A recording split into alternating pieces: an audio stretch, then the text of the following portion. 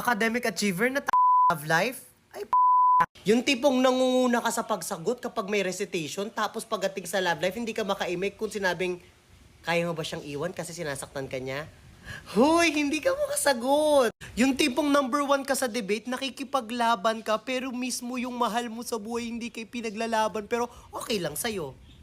Hala! Be, wala namang masamang magmahal. Pero ang masama, yung tinataranta tata.